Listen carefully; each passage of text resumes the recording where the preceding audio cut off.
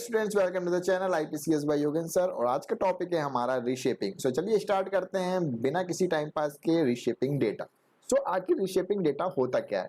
सो हम data frame पढ़ा था, उसमें हमने देखा था इंडेक्स होती है, रोज होती हैं और क्या होते हैं, कॉलम्स होते हैं और हमारी वैल्यूज होती हैं। ठीक है, तो रीशेपिंग में हम क्या करते हैं कि जो हमारा डेटा है उसकी इंडेक्स को चेंज कर सकते हैं, कॉलम्स को चेंज कर सकते हैं और वैल्यूज को चेंज कर सकते हैं। यानी कि हमारा जो डेटा फ्रेम है उसको रीअरेंज करते हैं ताकि हम आसानी से उस पर ऑपरेशन परफॉर्म कर सकें या आसानी से उसमें प्रॉब्लम को एनालिसिस कर सकें। उसी को क्या कहा जाता है?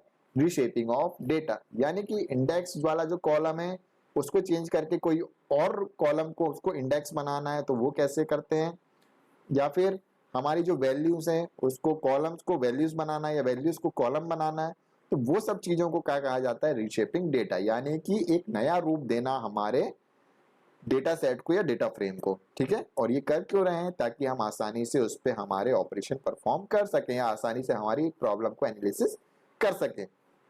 और पांडास में हमको इसी चीज को करने के लिए दो फंक्शंस दिए हैं, जिसमें से पहला हम पढ़ेंगे पिवोट और दूसरा हम पढ़ेंगे पिवोट टेबल। ठीक है, तो सबसे पहला जो हमारा फंक्शन है हम पढ़ने वाले हैं वह है हमारा पिवोट फंक्शन। अब पिवोट फंक्शन के बारे में पढ़ लेते हैं।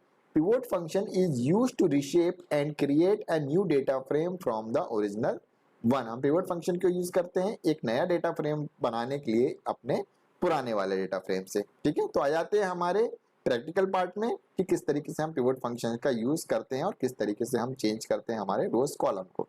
ठीक है, तो ये हो गया हमारा डेटा फ्रेम। सो मैं बुक का ही एग्जांपल ले रहा हूं और मैं यहाँ पे क्या करता हूँ, इसी को मैंने यहाँ पे कॉपी पेस्ट कर दिया है। ठीक है, अब मैंने इसको रन किया तो ये हमारा एक डेटा फ्रेम है जो कि है डिक्शनरी ऑफ लिस्ट। ठीक है, ये बनाना है हमको सबको आता है। ठीक है, जिसको बनाते नहीं आता है वो मेरी प्रीवियस वीडियो में देख सकता है कि किस तरीके से हम एक डेटा फ्रेम क्रिएट करते हैं। ठीक है, इतना सबको आता है।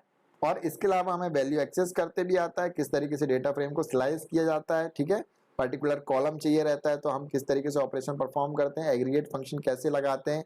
तो वो सब बहुत ज्यादा कॉम्प्लेक्स होता था। ठीक है, एग्रीगेट फंक्शन यदि हमको इसमें से टोटल सेल्स निकालना होता तो क्या करते? टोटल सेल्स ऑफ S1 निकालना रहता तो हमें क्या करना पड़ता?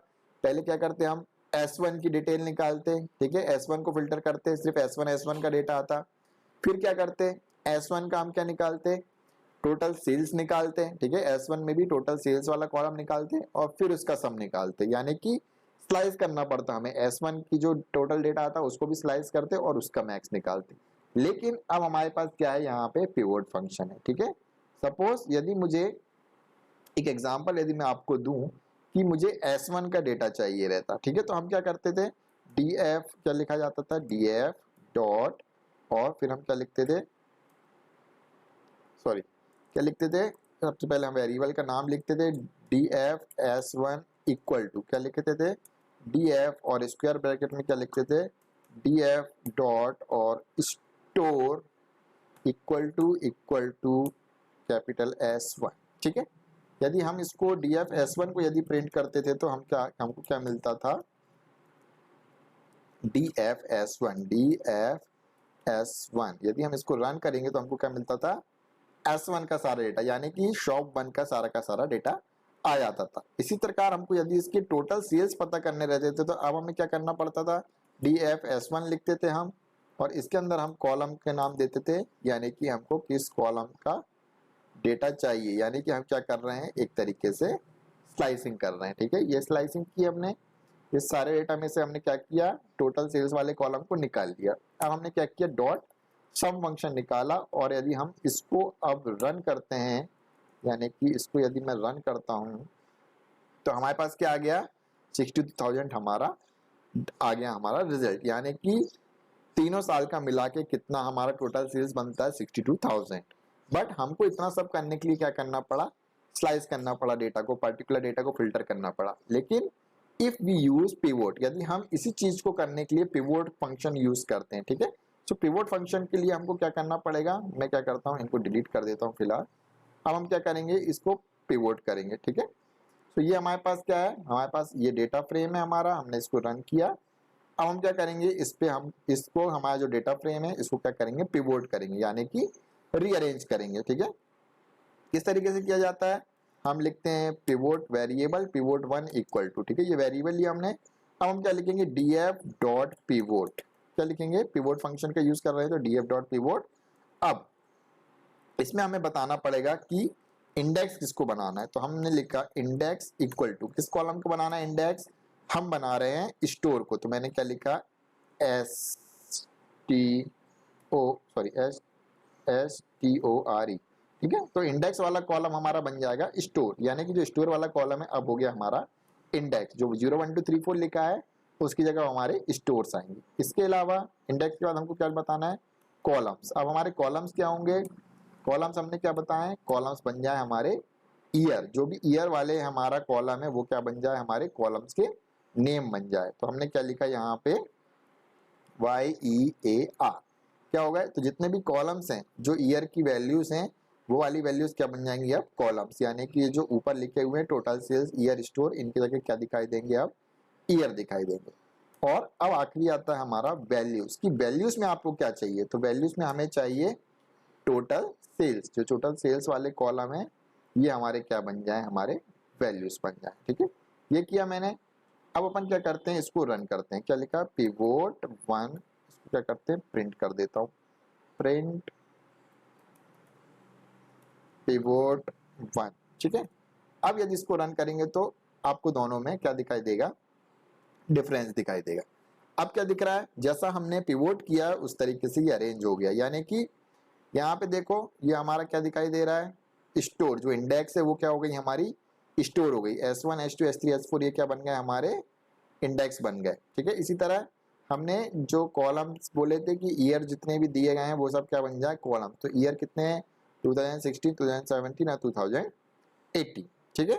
और इसी तरह ये जो वैल्यूज हैं 12,000 20,000 और 30,000 ये सब क्या है हमारे टोटल सेल्स, ठीक है। उस ईयर में कितने सेल्स हैं ये किससे पता चल रहा है, इन वैल्यू से। तो जो भी सेल्स थी देखो यहाँ पे 12,000, फिर S1 की कितनी थी 20,000 और ये कितनी थी 30,000, तो ये सब क्या हो गए इस फॉर्म में अरेंज हो गए, ठीक है। S2 में क्या थी, S2 में 2016 में कुछ थी ही नहीं, ठीक है। तो 2016 की जगह क्या आ रहा है हमारे पास NAN, क्योंकि 2016 का कोई डेटा ही नहीं है S2 का, S2 स्टोर के लिए कोई डेटा नहीं है 2016 वाले ईयर में, तो इसलिए यहाँ पे क्या दे रहा है NAN दे रहा है।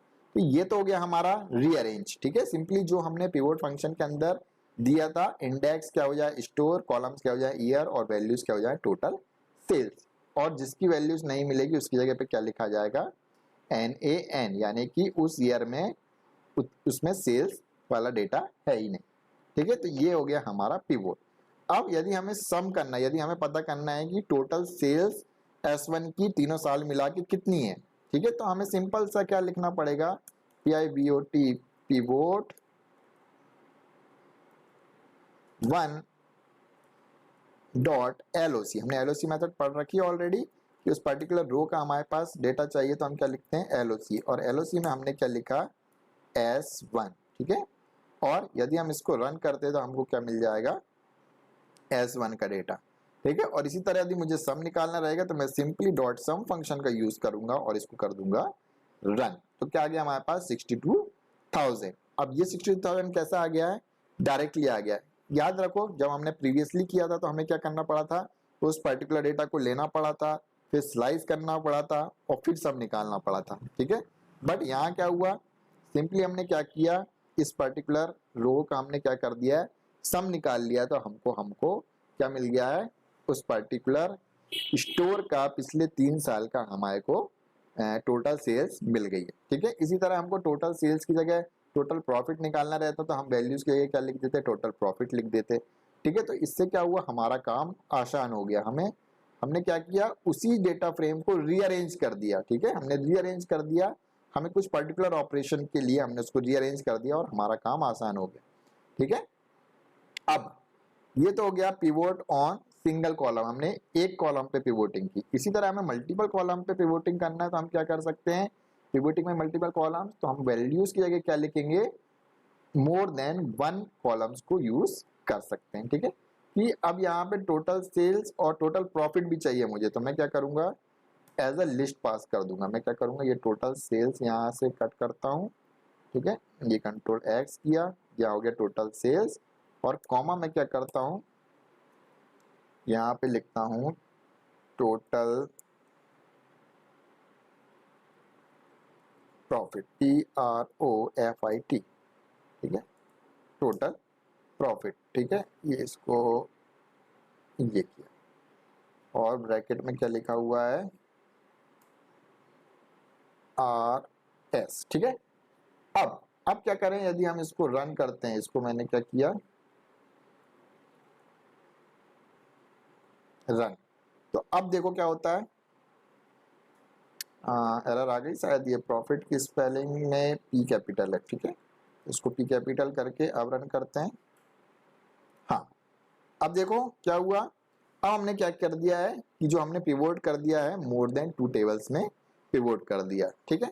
तो इस तरीके से हम क्या कर सकते हैं, जो हमारा ऑलरेडी एग्जिस्टिंग हमारा डेटा है उसको क्या कर सकते हैं, डेटा फ्रेम है या डेटा सेट है, डेटा सेट भी बोलते हैं उसको हम रीअरेंज कर सकते हैं, ठीक है। हमारे कॉलम्स चेंज हो जाएंगे, हम इंडेक्स चेंज कर सकते हैं, हमारे कॉलम्स की वैल्यू चेंज कर सकते हैं with the help of pivot functions, ठीक है। और यही हमारे सिलेबस में भी है। सो हमने दोनों तरीके से देख लिया, पिवोट फंक्शन का यूज करना देख लिया, ठीक है।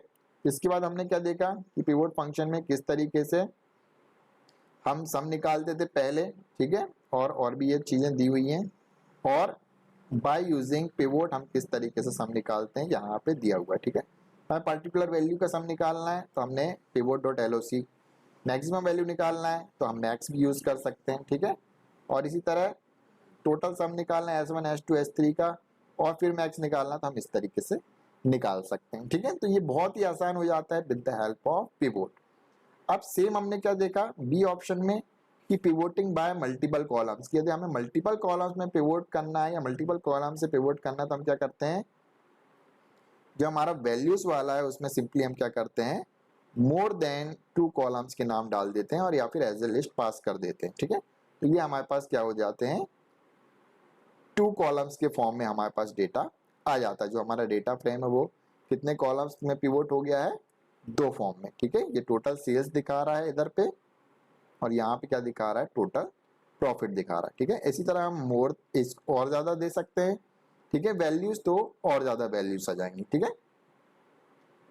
अब आता है हमारा नेक्स्ट जो कि है हमारा पिवोट टेबल, जिसको हम पढ़ेंगे हमारी नेक्स्ट वीडियो में, ओके। सो अगर वीडियो पसंद आया है तो वीडियो को लाइक करें, और यदि अभी तक चैनल सब्सक्राइब नहीं किया है तो चैनल सब्सक्राइब कर लें। नेक्स्ट वीडियो में हम देखेंगे कि किस तरीके से पिवोट टेबल हम यूज करते हैं। सो नेक्स्ट वीडियो तक के लिए goodbye and take care.